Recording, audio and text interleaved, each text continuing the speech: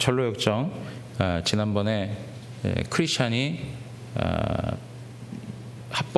합법의 집을 찾아가다가 오를 수 없는 언덕, 거기에서 죄의 짐은 더 무거워지고, 그리고 그 언덕은 자기를 향하여 쏟아질 것 같고, 그런 두려움 속에서 어떻게 해야 할지 모를 때에 전도자의 도움을 통해서 다시 한번 가야 할 길을 되찾고 그 걸음을 향하여서 이제 좁은 문 앞에 들어오게 되는 것이었습니다. 좁은 문 앞에 와서 그 문 앞에 써 있는 글귀가 있었습니다. 오늘 우리가 읽은 말씀인데요. 에스크하고 구하고, 그리고 찾고, 그 다음에 두드려라. 구하고 찾고 두드려라. 이 문구가 앞에 기록되어져 있는 것입니다. 그럴 때 이 크리스찬은 그 문을 두들기는 것이죠. 여러분, 이러한 내용들을 이렇게 보면 한 번만 이렇게 똑똑하고 끝내는 게 아니고 계속적으로 그 문이 열려지기를 갈망하고 있는 그러한 크리스찬의 모습을 우리에게 보여주고 있습니다. 계속적으로 그 문이 열려지기를 갈망하는 마음, 간절한 마음을 담고 있는 것이죠. 그래서 여러분, 성경 지금 우리가 읽었던 말씀처럼 구하라, 그리고 찾으라, 그리고 문을 두드려라, 이거는 현재 시제를 가지고 있어요. 그래서 계속적으로 진행해야 할 내용으로 설명해 주고 있어요. 계속 구해라, 계속 구해라. 이제 여러분, 이러한 것들을 볼 때에 우리가 그 좁은 문에 들어가기를 끊임없이 힘쓰는 모습을 우리에게 설명해 주고 있다는 것이죠. 그래서 누가복음 13장에 가서 보시면 이런 말씀이 있습니다. 23절에서 28절에 있는 말씀인데, 어떤 사람이 여짜오되 주여 구원을 받는 자가 적으니까 그들에게 이르시되 좁은 문으로 들어가기를 힘쓰라. 내가 너희에게 이르노니 들어가기를 구하여도 못하는 자가 많으리라. 그렇게 얘기해요. 여러분, 좁은 문으로 들어가기를 어떻게 하라고요? 힘쓰라라고 이렇게 표현하고 있습니다. 그것은 전도자의 안내를 받고 이 크리스찬이 얼마나 그 구원받고 싶은 열망이 생겨났는지를 우리에게 보여주는 모습이에요. 그러니까 오늘 주님 말씀을 토대로 이 존 버녀는 이 크리스찬의 모습을 그대로 설명해주고 있는 것이죠. 주님이 말씀하신 대로 크리스찬은 이러한 모습이어야 한다는 거예요. 그러니까 하나님의 진노와 심판을 피해서 내가 구원받을 수 있는 길이 어디인가, 그리고 내 등에 있는 이 무거운 짐을 내려놓을 수 있는 방법이 무엇일까, 그 죄의 짐으로부터 벗어날 수 있는 길은 무엇일까, 이것에 대한 진지한 고민을 하고 하나님의 임박한 진노에 대해서 두려워한 심령, 그 심령이 가지고 있는 그 간절함이 무엇으로 표현된다고요? 구하고 찾고 두드리는 것으로 표현된다는 것이죠. 여러분, 이러한 모습들은 우리 신앙에 있어서도 마찬가지입니다. 우리가 신앙생활 할 때 기도 생활을 이렇게 하게 되는데, 하나님 앞에 얼마나 간절함이 있는가가 기도하는 모양새로도 표현되잖아요. 여러분, 한나를 기억하십니까? 한나가 기도하는데 얼마나 간절히 기도했는지 엘리가 그 모습을 보고 뭐라고 그랬다고요?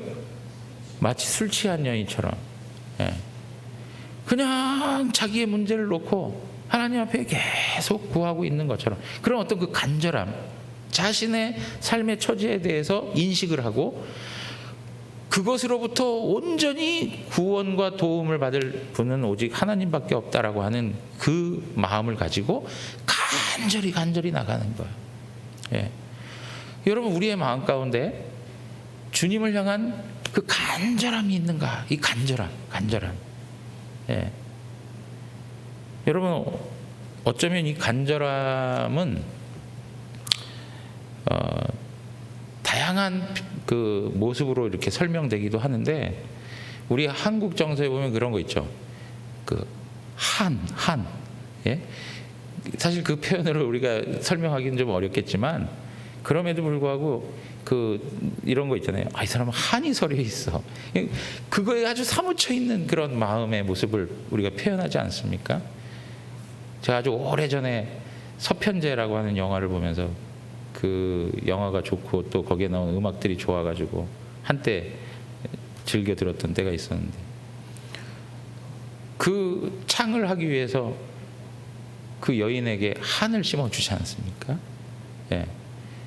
마찬가지로 사실은 우리가 얼마나 죄로 인하여서 비참한가, 얼마나 우리의 그 죄짐이 무거운가 하는, 그래서 하나님의 그 심판, 그 하나님의 심판의 무게가 막 느껴지면 느껴질수록 사실 이 상황에서는 어떻게 하고 싶어요?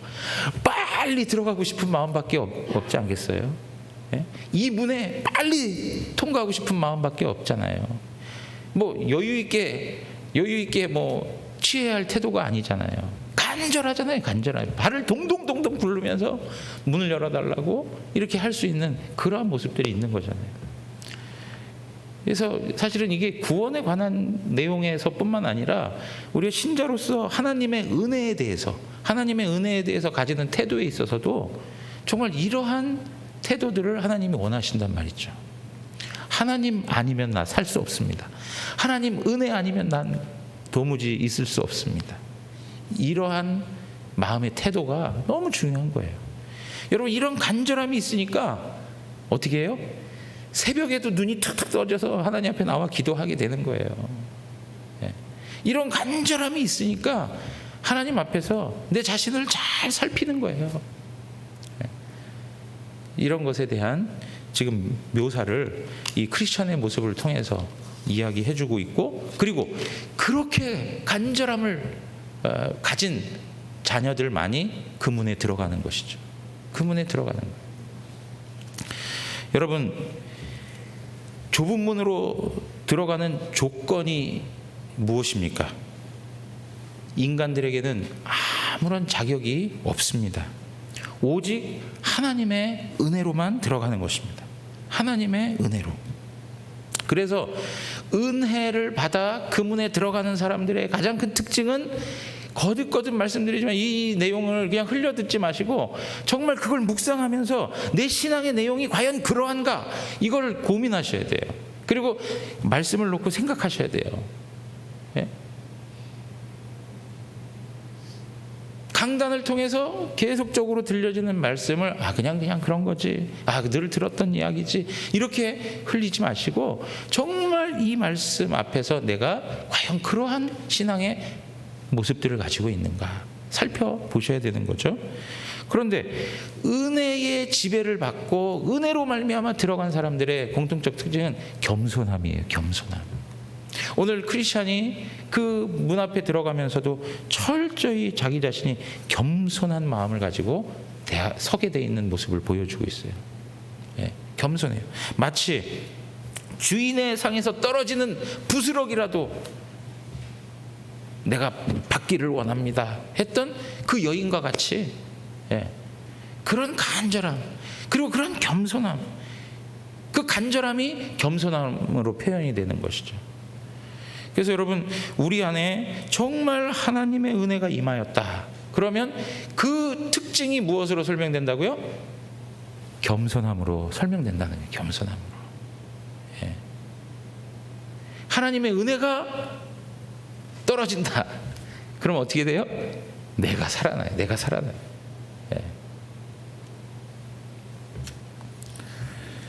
크리스천이 자기 자신을 두고 불쌍한 죄인이라고 고백을 합니다. 성경이 말하는 것처럼 심령이 가난해진 거죠. 그리고 심령에 죄로 인한 통회함이 있는 거예요. 그럴 때 그 문이 열리는 것이죠.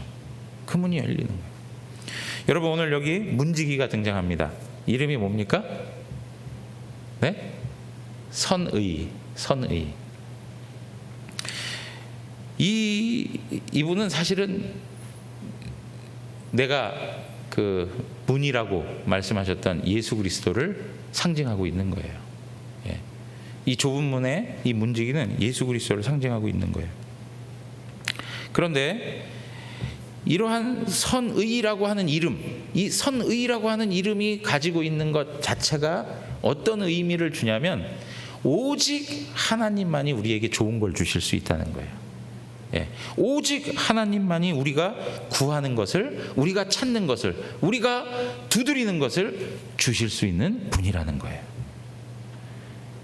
사랑하는 성도 여러분, 오늘 오직 하나님만이 우리에게 있어서 가장 필요하고 절대적으로 우리에게 있어서 필요한 것들을 아시고 그것을 주실 수 있는 분은 오직 하나님밖에 없습니다.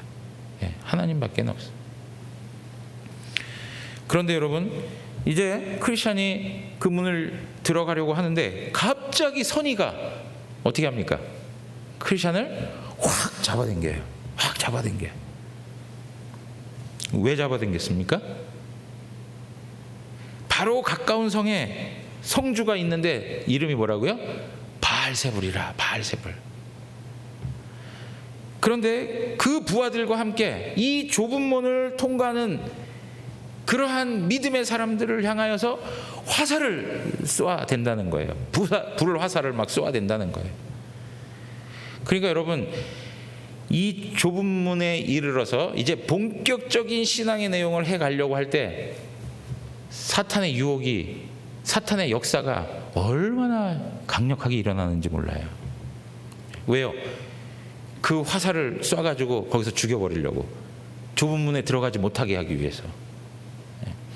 여러분, 예전에 보면 그 대각성 전도 집회 이렇게 하면 많은 분들이 초청돼가지고 전도 집회를 하잖아요.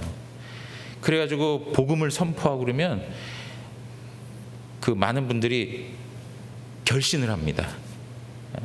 내가 예수님 믿기로 작정했습니다. 이제는 내가 주님의 자녀로 살기를 원합니다. 이렇게 얘기해요. 그런데 그 자리에서 그렇게 결단했던 그러한 분들이 그 예배당을 떠나서 집으로 돌아가고 나서 어떻게 되느냐? 상당수가 그 마음이 다 사라져버려요. 상당수가 사라져버려요.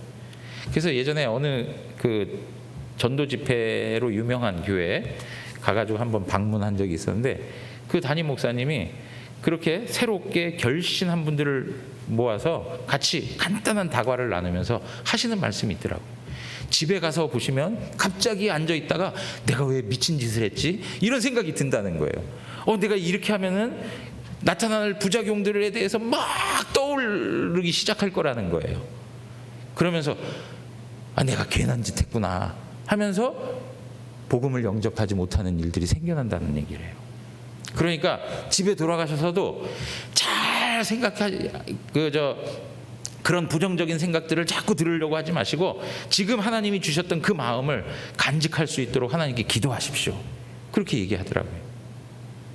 여러분, 맞는 말씀입니다. 우리가 주님을 따르기를 작정하고 주님을 만나고 거기서 새로운 인생이 시작되려고 회심의 경험을 하려고 할 때, 회심을 경험하려고 할 때 사탄은 그거를 계속 회방해요.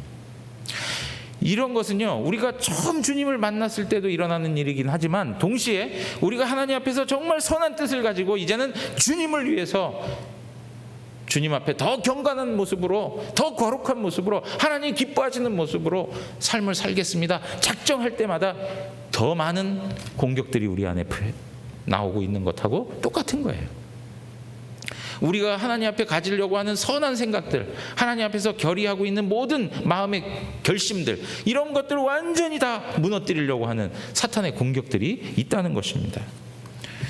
여러분, 흑암의 권세에서 하나님 나라의 그 백성으로 옮겨갈 때에 이러한 불화살의 역사들이 나타나고 있다는 거예요. 불화살이 의미하는 여러 가지 내용들이 있는데 예를 들면 이런 거예요. 어떤 경우에는 죄의 비참함을 막 지적합니다. 그러면서 무슨 생각을 우리에게 심어주냐면, 너같이 심각하게 죄 지은 사람이 어떻게 구원을 받을 수 있다고 해? 야, 내가 봐도 끔찍하다. 넌 양심이나 있냐? 그러면서 자기의 그 비참함을 막 지적을 하면서 그 죄를 용서받을 수 없는 사람이라는 인식을 막 심어주는 거예요. 여러분, 그런 경험 해보신 적 있으세요? 예? 사탄이 와서 계속 그렇게 공격을 한다니까요. 그리고 두 번째는 뭐라고 얘기하느냐? 구원받기에는 이제 너무 늦었다라는 생각을 할게요. 구원받기는 이제 너무 늦었어. 은혜의 시간이 지났어. 복음을 거부한 이래 너무 오래되어서 이제는 안 돼. 넌 구제불능이야. 타임 오버. 이제 끝났어. 그런 생각을 집어넣어줘요. 여러분, 제가 어르신들을 전도하다 보면 많이 듣는 이야기 중에 하나가 뭐냐면, 시집을 와서 시집살이 하다 보니까 가정의 평화를 위해서 그렇게 거기서 이젠 어르신들이 따르는 것을 따라서 생활하다가 지금까지 살아왔는데 지금에 와서야 어떻게 돌아가겠나. 이제 너무 늦은 것 같네. 너무 늦었다는 거예요. 예? 너무 오랜 세월을 거기에 있었다는 거예요. 여러분, 그런 분들이 상당히 많아요. 제가 만나본 분들 가운데는 정말 많아요. 지금까지 오랜 세월을 그렇게 해왔는데 또 어떤 이야기를 합니까? 너는 하나님께 선택받지 못한 사람이야. 이런 생각을 심어줘. 예? 너는 하나님께 선택하지 못한 사람이야. 내 마음 가운데 나는 선택 못 받은 사람인 것 같아. 하나님이 선택하셨다면 내 삶이 이럴 수 있어? 하나님이 선택하셨다면 내가 어떻게 이러한 처지에 있을 수 있어? 나는 하나님 선택하지 않은 것 같아. 이 버림받은 어떤 그 감정들, 그 전부 사단이 불화를 통해서 그 마음을 무너뜨리는 일들인 것이죠. 그리고 또 하나 뭡니까? 야, 네가 예수 믿는 거 너같이 초라하고 너같이 부족한 사람이 주제지 말어. 주제. 네 꼬라지에 무슨 예수를 믿겠다고 그래. 너 그 교회 가봐봐. 거기 너 같은 사람 있나? 형편이 다 달라. 그 사람들하고 너하고 같은 형편에 있는지 알아? 이러한 이야기들을 막 불러 넣어가지고 그 위대하신 하나님 앞에 내가 어떻게 하나님 자녀로 살아갈 수 있을까? 내 모습이 너무 초라하고 내가 너무 주제넘는 생각을 하는 것 아닌가라는 생각을 해요. 지금까지 죄 지으면서 하나님 모르면서 그렇게 초라하게 살았는데 이제 와서 그 크신 하나님 앞에 설 수 있다고? 주제넘는 생각 아닐까? 이런 생각들까지라도. 그리고 나서요, 이거 아주 심각한 문제인데 또 하나가 뭐냐? 우리가 지은 죄와 그 죄에 대한 책임으로부터 도망하는 가장 좋은 방법, 스스로 죽어라. 여러분, 이 성경에 유다에게 역사했던 하나의 방식이었습니다. 야, 너 그렇게 해가지고 네가 무슨 살 자격이 있어? 차라리 죽는 게 낫다. 죽는 게 나아 하고 자살을 조장해버려요. 네 인생이 하루를 산들 무슨 의미가 있겠냐? 그냥 아예 팍 죽어버려라. 이런 부정적인 생각들을 막 밀어넣어줘. 사랑하는 성도 여러분, 이러한 불화살을 막 쏜다 이거예요. 막 쏜다 이거예요. 그러니까 사실은 이런 때에 무엇이 필요한 거예요? 이 선의가 크리스찬을 확 잡아당겨 달려서. 크리스찬은 깜짝 놀라죠. 왜 갑자기 나를 잡아당겨? 그게 무엇 때문이에요? 그를 보호하기 위해서. 보호하기 위해서. 사랑하는 성도 여러분, 회심의 어떤 과정에 있는 한 사람 한 사람을 보시면서 너무 이렇게 쉽게 놔둬서는 안 되는 것이에요. 마치 그 문 앞에 서 있는 크리스찬을 보는 선의의 마음처럼 그를 보호하려고 하는 열정이 우리 안에 있어야 돼요. 그래서 그 한 사람 한 사람이 하나님의 복음 안으로 들어올 수 있도록 끝까지 그를 위해 기도해 줘야 돼요. 사탄은 계속 불화살을 쏘고 있는데 그는 싸울 힘이 없어요. 말씀을 합니까?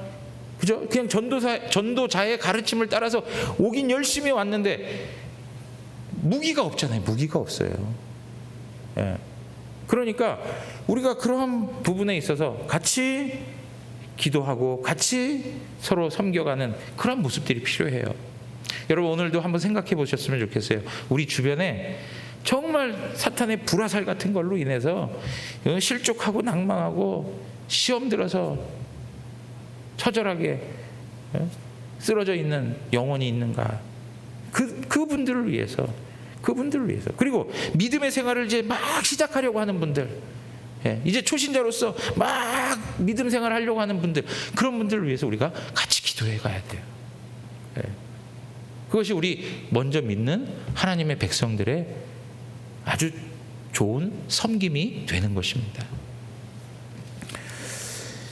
자, 오늘 이제 크리스찬이요, 이 선의하고 대화를 이렇게 하게 되는데, 지나온 삶에 대해서 이 선의가 계속 질문을 하게 됩니다. 사람들이 그리스도를 찾지 않는 이유가 무엇일까? 사람들이 좁은 문으로 들어오지 않는 이유가 무엇일까? 이거에 대해서 이야기해요.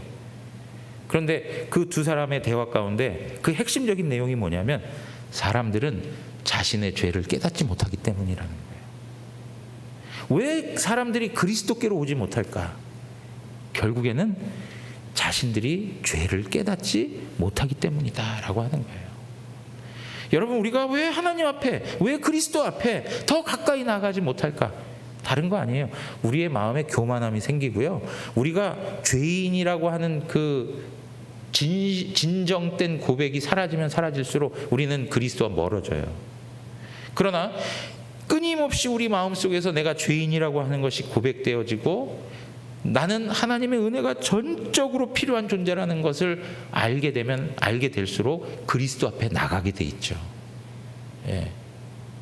그러니까 사실은 그리스도를 필요로 하지 못하는 거예요. 왜요? 죄를 깨닫지 못하니까.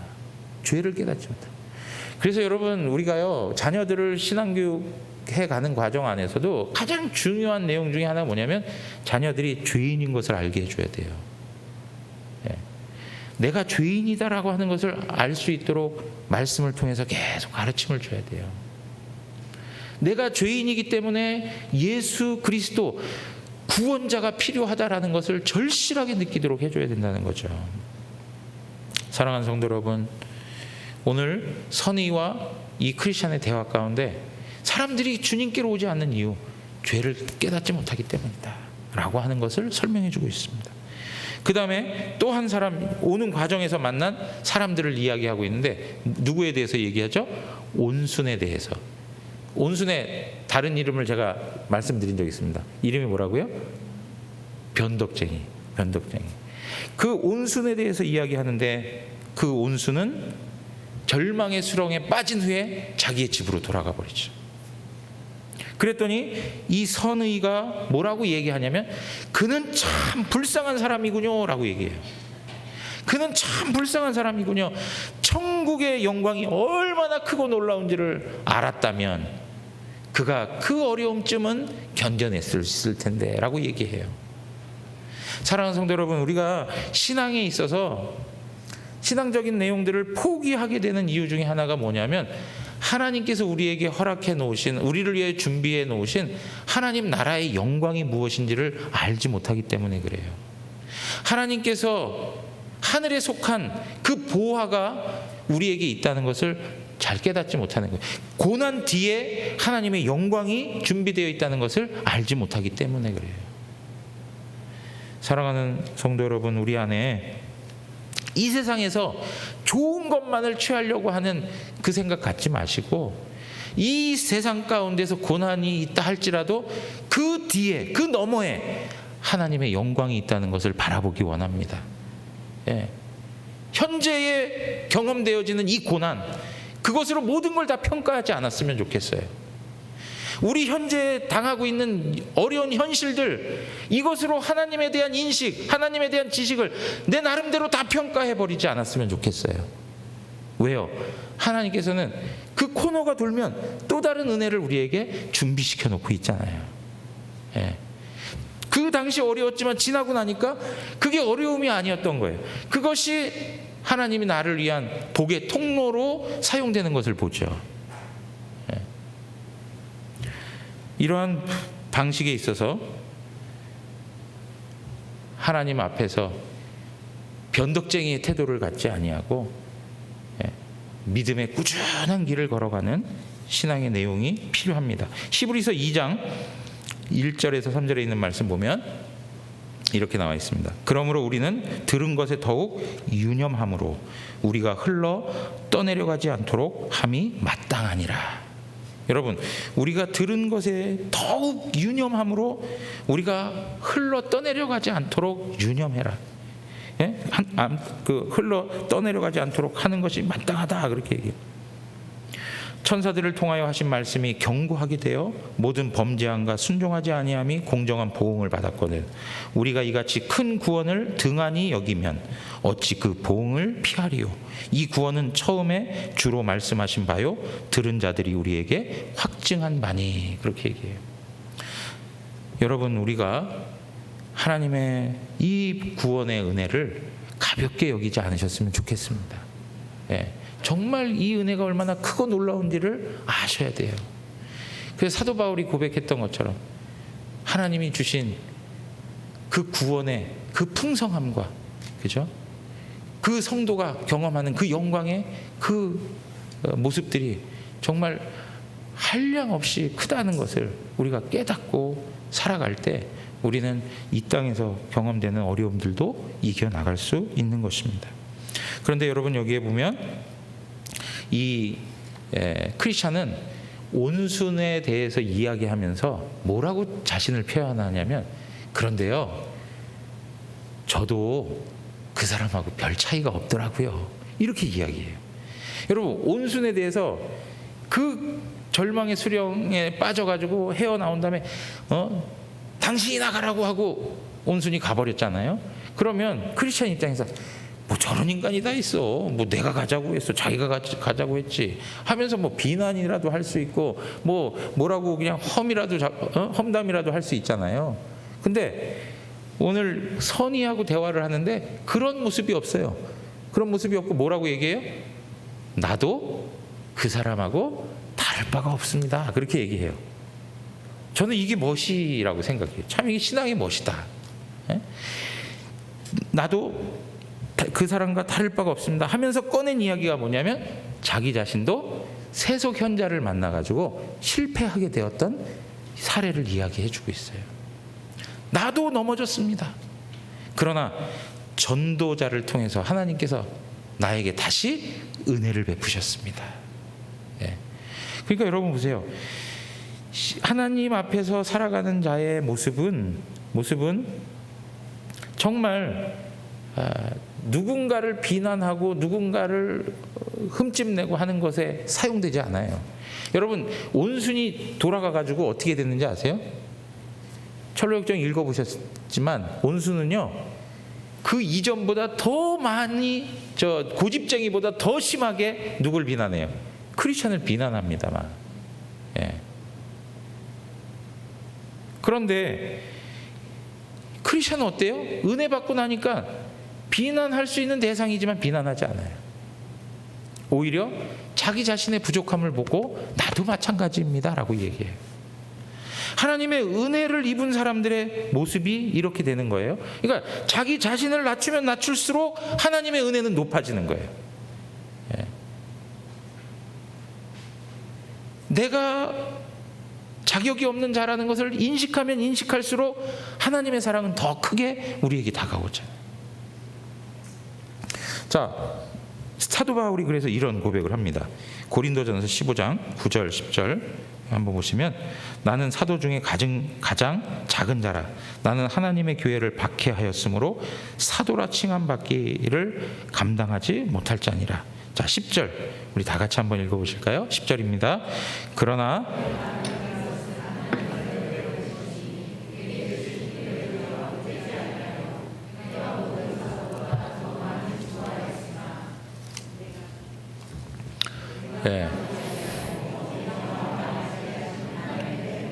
네, 내가 나 된 것은 뭐라고요? 하나님의 은혜로 된 것이다. 그 은혜가 헛되지 아니하여 내가 모든 사도보다 더 많이 수고하였으나 내가 한 것이 아니다. 사도 바울이 경험했던 복음을 위한 희생은 엄청 크죠. 여러분, 여기서 사도 바울처럼 삶을 다 들여가지고 복음 때문에 고난당하고 고통했던 그 시절들을 생각해 보면 그 길을 가겠다라고 나설 분들이 얼마나 있을까요? 예? 목사이지만 저도 쉽지 않을 것 같은 그러한 삶을 사셨어요. 그런데 그렇게 수고하고 헌신된 삶을 살았으면서도 내가 한 것이 아닙니다 라고 얘기하죠. 내가 한 것이 아닙니다. 그러면서 오직 나와 함께 하신 하나님의 은혜로다. 하나님의 은혜로다. 사랑하는 성도 여러분, 사도 바울에게 승리를 주신 분은 하나님이십니다. 그래서 사도 바울이 이렇게 얘기하죠. 57절에 우리 주 예수 그리스도로 말미암아 우리에게 승리를 주시는 하나님께 감사하노니. 네. 사도 바울의 삶을 승리자로 하게 하신 분, 사도 바울의 삶을 영적 성공자로 세우신 분은 하나님이시다라고 이야기하는 것입니다. 저는 우리 대구 영안교회 모든 성도님들이 삶의 순간순간마다 하나님의 은혜를 높이는 하나님의 사람들로 살아가기를 원합니다. 예? 끊임없이. 물론 저 자신도 그래야겠죠. 예? 우리 성도님들이 저를 보면 하나님의 은혜로 사는구나. 예. 하나님 은혜로 사는구나. 김 목사가 하나님 은혜로 사는 사람이구나. 이러한 고백들이 나오면 좋겠어요. 좀. 그렇게 쓰임받으면 좋겠어요. 우리 모든 사람들이 다 마찬가지예요. 우리 장로님들, 우리 집사님들 뵐 때마다 저분은 하나님의 은혜가 이끄시는 삶을 사는구나. 하나님 은혜만을 높이시는구나. 예. 저렇게 많은 일을 하나님 앞에 감당하여도 오직 하나님 은혜만을 높이는구나. 나도 저 길을 가야 되지 않을까. 예. 이제 이러한 모습들이 우리의 모습 안에 있어야 되는 것이죠. 정말 교회가 건강하고 힘있고 생명력 있고 하나님의 역사들이 일어나는 교회는 바로 하나님의 은혜가 다스리는 교회, 그리고 그것을 고백하는 성도들이 많아지는 것이죠. 예. 오늘 우리의 마음 가운데 이러한 신앙의 모습이 회복되어야 할 것입니다. 사랑하는 성도 여러분, 그 문에 들어갈 때에 뭐라고 이야기하냐면 내가 결코 내쫓지 아니하리라 하는 그 말씀이 부여됩니다. 크리스천이 좁은 문에 들어가서 들었던 하나님의 약속, 그것은 내가 결코 내쫓지 아니하리라. 여러분, 요한복음 6장 37절에 아버지께서 내게 주시는 자는 다 내게로 올 것이요, 아버지께서 내게 주시는 자는 다 내게로 올 것이요, 내게 오는 자는 내가 결코 내쫓지 아니하리라. 예. 여러분, 하나님께서 그리스도의 손에 맡긴 하나님의 사람들은 하나님이 영원까지 책임지십니다. 예. 여러분 믿으세요? 예. 하나님의 손은 만물보다 크십니다. 그 하나님의 손에서 한 영혼이라도 빼앗을 수 있는 세력은 없습니다. 세력이 없을 뿐 아니라 하나님이 빼앗기지 아니하십니다. 이 좁은 문에 들어선 사람들은 때로는 어려움이 있고 시험거리도 있긴 하지만 쫓아내지는 않으십니다. 예, 그것이 우리에게 평생의 위로가 되는 것이죠. 여러분, 크리스천과 선의의 대화 속에 나오는 두 가지의 길이 있습니다. 오늘 우리가 마태복음 7장을 읽었는데 그 뒤에 보면 이렇게 나와 있죠. 13절 14절에 보면 좁은 문으로 들어가라. 멸망으로 인도하는 문은 크고 그 길이 넓어 그리로 들어가는 자가 많고 생명으로 인도하는 문은 좁고 길이 협착하여 찾는 자가 적음이라. 여러분, 좁은 길이 생명의 길이에요. 좁은 길이 옳은 길이에요. 우리가 신앙생활하면서 어떤 길을 가야 할까라고 하는 고민이 들어올 때가 있어요. 그럴 때 있습니까? 없습니까? 이 길을 가야 될까? 저 길을 가야 될까? 이런 생각이 있으세요? 없으세요? 뭔가 하나를 생각하고 딱 가야 되겠다 그러면 갑자기 하나가 등장하죠. 그런 거 경험해 보신 적 있으세요? 내가 하나님 앞에서 어떻게 이제 진로를 결정하고 가야 될까? 이런 생각을 하면 갑자기 하나가 또 탁 와가지고 항상 두 가지를 생각하게 만드시는 경우들이 있어요. 그냥 하나만 딱 보여주시면 다른 길이 없으니까 난 이 길 가겠습니다. 이러면 편한데 그게 아니라 한 가지가 또 나타나가지고 고민을 하게 될 때가 있어요. 그런데 여러분, 그러한 내용들이 있을 때 하나의 기준점이 있다면 뭐냐면 내 마음에 좋아하는 것에 반대로 가보면 어떨까 싶어요. 예? 내 마음이 좋아하는 것, 내가 가고 싶어하는 그 길의 반대, 좁은 길, 험한 길, 협착해서 많은 사람이 찾지 않는 길, 그 길을 걸어가면 하나님께서 기쁨으로 받으실 만한 길이 되죠. 여러분, 왜 그러냐면 육신의 성향을 쫓아가는 길은 결국에는 멸망으로 인도합니다. 육신을 따라가는 경우에는 결국에는 하나님 나라를 유업으로 받을 수가 없습니다. 갈라디아서 5장 19절에서 21절에 보면 육체의 일은 분명하니 음행과 더러운 것과 호색과 우상숭배, 주술, 원수 맺는 것, 분쟁, 시기, 분냄, 당짓는 것, 분열함과 이단, 투기, 술취함, 방탕함, 또 그와 같은 것들이라. 전에 너희에게 경계한 것 같이 경계하노니 이런 일을 하는 자들은 하나님 나라를 유업으로 받지 못한다라고 말씀하고 있어요. 여러분, 이러한 방식에 있어서 육신을 쫓아가는 것, 넓은 길로 가는 거예요. 넓은 길. 그러므로 우리는 좁은 길을 찾아가셔야 돼요. 예수님께서 나를 따라오려거든 자기를 부인하고. 이게 쉬운 일입니까? 이 세상에서 제일 어려운 일 중에 하나가 자기 부인하는 거예요. 신앙의 가장 큰 고민 덩어리가 뭔지 아세요?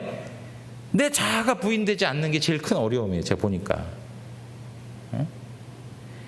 정말 고통스럽고 정말 하나님 앞에서 부르짖고 기도해야 할 제목 중에 하나가 자기 부인이에요. 자기 부인. 자기 아내 말고요. 자기 아내 말고요. 여러분, 이러한 방식에서 좁은 길을 가는 것, 그리고 옛적 길을 가는 것. 그 옛적 길이 뭐냐? 자, 예레미야 6장 16절에 보면 이런 말씀이 있습니다. 여호와께서 이와 같이 말씀하시되 너희는 길에 서서 보며 옛적 길 곧 선한 길이 어디인지 알아보고 그리로 가라. 너희 심령이 평강을 얻으리라 하나 그들의 대답이 우리는 그리로 가지 않겠노라. 여러분, 그 옛적 길이 뭡니까? 그 옛적 길은 믿음의 길이었습니다. 다윗이 살았던 말씀 순종의 길이었습니다. 그 길을 가지 않는 거예요. 그게 아주 이제 옛적 길이 돼버렸어요. 전부 다 넓은 길로 가는 거예요. 그 옛적 길로 갔을 땐 힘들고 어려울 수 있어 보여요. 그러나 거기에 하나님의 평강이 있다는 것이죠. 사랑하는 성도 여러분, 지금 내가 어디로 가야 하는 것 때문에 고민하십니까? 좁은 길을 가세요. 좁은 길을. 좁은 길을 가시면 하나님께서 그 길에 대하여 책임지시고 인도해 주십니다. 여러분, 여기 그 좁은 문에 딱 들어왔습니다. 크리스찬의 입장에서는 좁은 문에 들어오자마자 무엇을 기대했을까요? 네? 무엇을 기대했을까요? 등에 있는 죄의 짐이 와락 하고 다 풀려지길 바랬을 거예요. 근데 좁은 문에 들어왔는데 그 죄의 짐이 풀어지지 않습니다. 그리고 오히려 선의의 안내를 통해서 어디로 가게 되죠? 해석자의 집에 가게 됩니다. 여러분, 여기에서 우리에게 주는 의미가 있어요. 무엇이냐면, 우리의 신앙의 확증이 무엇을 통해서 확인돼야 되냐면, 우리 신앙의 정서가 무엇을 통해서 확인돼야 되냐면 하나님 말씀을 통해서 확인돼야 된다는 거예요. 감정적으로, 정서적으로, 어떤 신비적인 차원에서 내 마음이 뜨거워지고 내가 복음을 위하여서 주님을 믿는 것이라고 이야기할 수 있어요. 그러나 그 모든 신앙의 내용이 무엇을 통해서 점검돼야 돼요? 하나님 말씀을 통해서 점검돼야 돼요. 그리고 하나님 말씀에 합당한 신앙이어야 그게 확실한 거예요. 하나님 말씀과 별개의 것이 돼버리면 어느 순간 그것은 거짓된 신앙이 되는 것이죠. 똑같은 모양새를 가질 수 있어요. 똑같은 흉내도 내요. 정서적으로 그런 감정을 가지고 하나님을 대할 수도 있어요. 그러나 어느 순간 그렇게 뜨거웠던 사람이 지금은 하나님을 떠나 사는 사람들 있습니까? 없습니까? 예? 제가 중학교, 고등학교 시절에 제 옆에서 막 뜨겁게 울고불고 막 기도하던 친구들이 있어요. 막 방언도 해요. 저는 했을까요? 못했을까요? 예? 그 친구들 보면 부러워요. 야, 난 왜 저렇게 못하지? 예? 그런데 여러분, 그렇게 뜨거웠던 친구들이 어느 순간 다 사라져버렸어요. 어느 순간 다 사라져버렸어요. 한순간 감정에, 한순간 어떤 외적 모양으로 신앙의 내용들을 삼았던 것이죠. 가장 중요한 것이 무엇이냐? 그의 신앙의 토대가 하나님 말씀이어야 한다는 거예요. 예. 그래서 해석자의 집에서 구원에 관한 교리들을 배워가는 그 과정들을 하나님께서 두시는 거예요.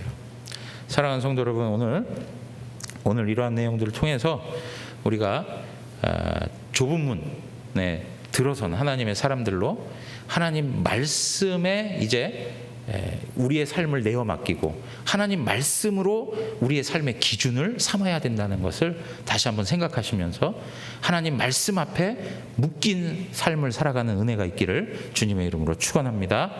우리 시간에